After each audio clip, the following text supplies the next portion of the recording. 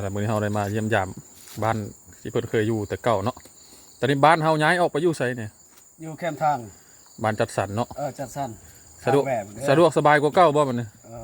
มันลดพรและความทุกข์ยาก รุดพรลงเนาะจะได้ใกล้ทางดำมีสัญญาณโทรศัพท์เนาะสัญญาณกับเจ็บไข้ไอหนาวก็สบายพุ่นสะดวกสบายไฟฟ้าก็จักหน่อยเนาะอนาคตยังแต่ไฟฟ้าแล้วไฟมันยากไปฉากอยู่บ้านหมู่มีแต่หมู่ลัก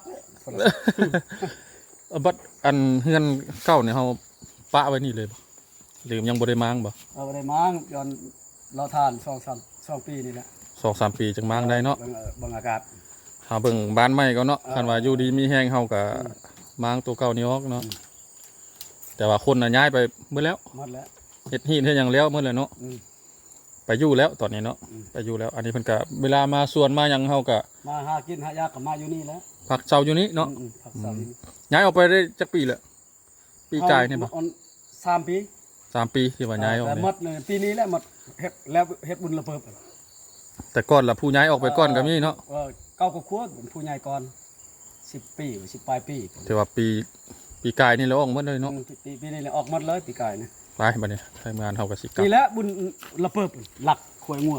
นี่บ่ตั้มนี่แหละโอ้รักระปื๊บบ่นี่ทั้งนี้แหละนี่ขวยงัวได้นี่เด้สมมุติว่ามีแก้วมีดองนี่ยังมาเฮ็ดอยู่พี่บ่เนี่ยเฮ็ดตัวนี้นะนี่ละเฮ็ดฮีดบ่2-3 ชั่วโมงนะใส่รักระปื๊บโอ้รักระปื๊บอัน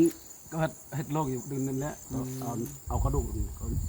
โอ้ข่อยเลยคิดว่ารักธรรมดาบ่แม่นนี่ ก็ผู้ขวยงัวโอ้รักผูกงัวควายรักเฮ็ดระปื๊บเวลาเฮ็ดฮีดเนาะกับเฮ็ดหมู่นี้คือเก่านี่ก่อน